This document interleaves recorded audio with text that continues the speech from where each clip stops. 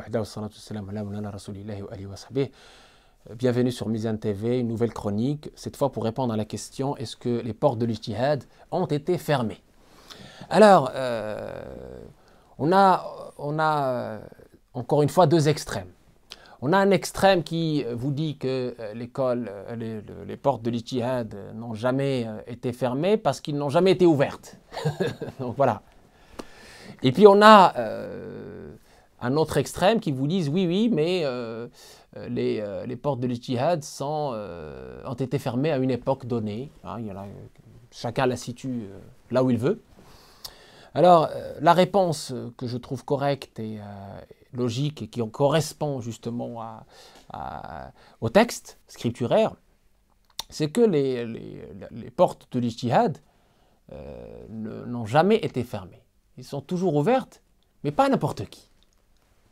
Voilà, pas n'importe qui, puisque l'ijtihad, déjà, la définition de l'ijtihad, ijtihad et yajtahidu, c'est faire l'effort pour arriver au but, à l'objectif, à la solution. Sémantiquement. Ensuite, appliqué à la religion, ou aux sciences religieuses, eh bien, l'ijtihad, on trouve déjà ce sens de l'ijtihad dans le hadith de Mu'adh ibn Jabal. Le meilleur connaisseur du halal et du haram, quand le prophète de l'islam l'a envoyé comme ambassadeur des belles valeurs au Yémen. Il voulait un petit peu le tester, être rassuré, donc il lui a dit « Oh Mu'adh, avec quoi tu vas juger là-bas, au Yémen ?» Il dit « Avec le livre d'Allah. » Le prophète lui a dit « Très bien, c'est bien. Bien de juger avec le Coran, c'est très bien. » Il dit « Mais si tu ne trouves pas de solution dans le livre d'Allah, comment tu vas faire ?» Alors il dit « Je vais à ce moment-là juger par la sunna, par ce que tu nous as appris. » Eh bien, il dit, mais si tu ne trouves pas de solution explicite dans ma sunna, dans mes hadiths, qu'est-ce que tu vas faire? C'est là où Mu'adh a répondu, ajtahidu wala uli. Je vais faire l'effort de l'ijtihad. Donc c'est de là où est partie cette notion de ijtihad dans la religion. Et on a aussi le fameux hadith, quand le juge ijtihad, il fait l'effort intellectuel pour arriver à la solution, et qu'il arrive à une solution correcte, il aura deux récompenses. Et quand il fait l'effort de l'ijtihad et qu'il se trompe, il a une récompense. Donc l'ijtihad est demandé, mais par qui? Par, encore une fois, les personnes compétentes, les ulama, on appelle ça les ulama. On ne peut pas imaginer quelqu'un qui fait l'ijtihad alors qu'il n'est pas compétent. Donc à chacun sa compétence et son aptitude. Maintenant, cet ijtihad dans les sciences religieuses, comme on vient de le voir, il est dans ce qu'on appelle les questions de dhanniyat thubut ou dilala. Ça veut dire quoi? Ça veut dire que dans le corpus, dans la discipline de fiqh et de ses usul, de ses fondements, on a des éléments qui sont stricts, explicites, figés, comme par exemple l'unicité de Dieu, il n'y a pas d'ijtihad là-dedans, comme les 5 prières quotidiennes, etc. Des éléments qu'on a reçus par une transmission authentique et rigoureuse et dont l'explication ou l'interprétation n'est pas ambiguë et il n'y a pas de divergence des savants sur cette interprétation ni sur l'authenticité de la transmission, quand il s'agit de hadith par exemple. À ce moment-là, on appelle ça qat'i thubut wa dilala, c'est-à-dire que c'est immuable. C'est explicite, c'est authentique au niveau de la transmission et l'interprétation n'a pas été sujette à divergence entre les savants compétents. Dans le deuxième cas, c'est-à-dire dans les cas où il y a soit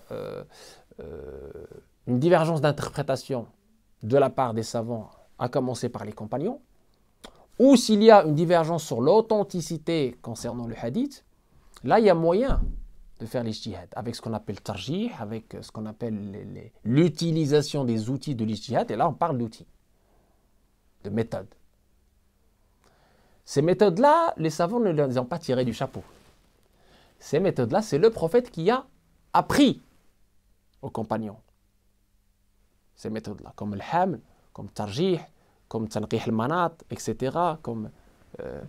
Et ça a été déduit, ces méthodes-là ont été déduites de rapport du prophète sallallahu alayhi wa sallam avec les questions qui lui ont été posées. Parfois, il demandait du détail. Parfois, il s'abstenait de répondre. Et il retardait la réponse pour plus tard. Parfois, il demandait des éléments de complément.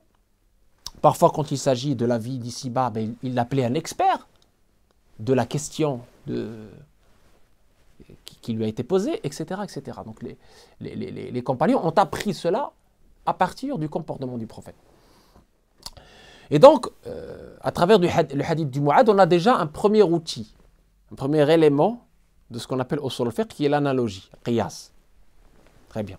Qiyas, tout le monde l'a utilisé. Tous les savants compétents des écoles juridiques, madhahib, l'ont utilisé. Après, on a d'autres éléments de l'ijtihad, qui peut être l'ijtihad jama'i, c'est-à-dire collectif, et on peut avoir un consensus, ijma', des savants de l'époque, de cette époque, de l'époque qui nous a précédé, de l'époque des compagnons, ce qu'on appelle masail ijma'. On a également ce qu'on appelle les sources secondaires. L'école malikite dénombre 17 sources secondaires. 17 sources secondaires. Donc, Masalih al-Mursala, par exemple, les intérêts communs, Sadd al-Dara'i', la prévention de l'inconvénient, les istiqra', etc. Donc, l'amal urf, la coutume, etc. La adatu muhakkama, donc ces 17 sources secondaires nous ont amené à des règles juridiques de bon sens qu'on utilise. Par exemple, l'adatu muhakkama, la darara wa la dirar, etc., etc. Donc l'ensemble de ces outils-là constituent les éléments clés pour faire l'ijtihad. Et donc on va parler d'un mujtahid muqayyad ou d'un mujtahid mutlaq. C'est-à-dire d'un ijtihad dans l'école ou d'un ijtihad même au-delà de l'école.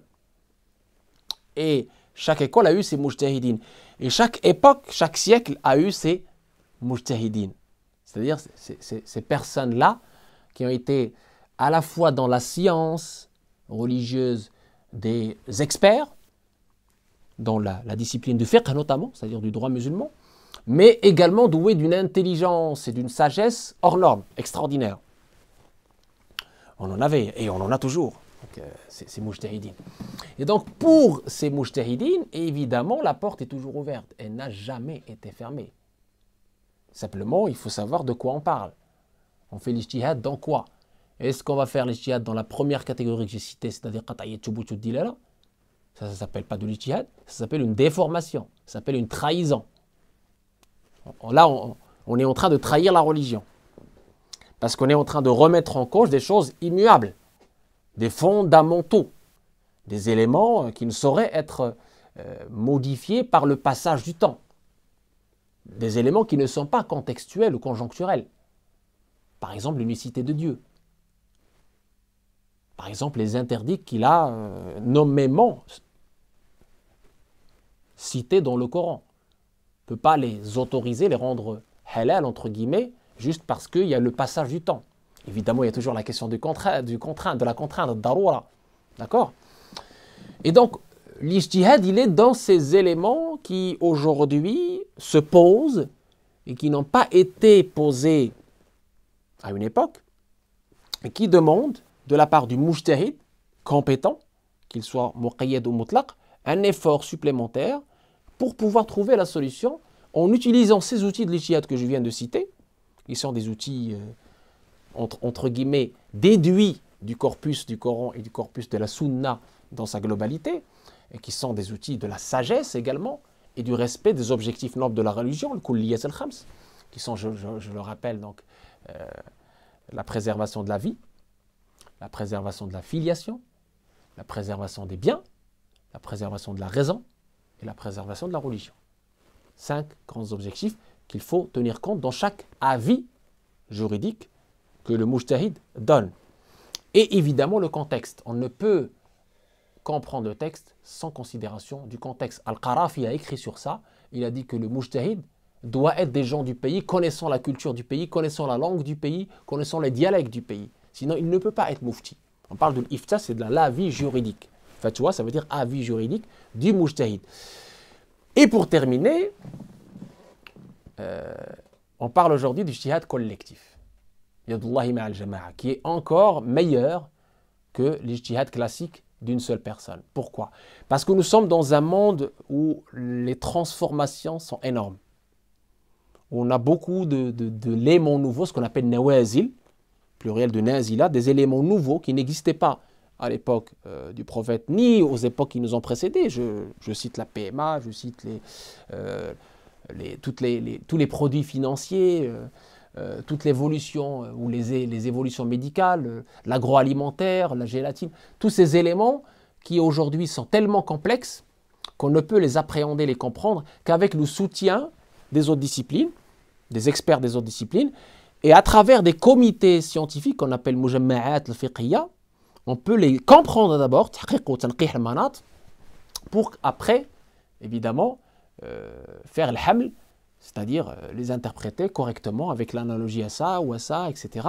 Et donner la solution qui est à la fois conforme à l'esprit du texte et qui est réaliste, donc conforme au contexte, qui respecte le contexte, en considération également des contraintes, darurat. C'est très important. Donc ce jihad collectif est évidemment quelque chose qui est souhaité, préconisé, notamment dans ce qu'on appelle al-nawazil al-nazila. Donc pour conclure, comme vous venez de le voir, démonstration à l'appui, à la fois scripturaire et logique, les portes de l'ijtihad ne peuvent pas être fermées. Elles sont toujours ouvertes, puisqu'il y aura toujours des situations nouvelles qui nécessiteront des efforts de réflexion de la part de qui? De la part des savants compétents, des mujtahids, et autant que ce soit un ijtihad collectif dans le respect des autres disciplines et avec le soutien des autres disciplines pour arriver à la bonne solution qui correspond toujours à ce wasat, à ce juste milieu prôné par l'islam.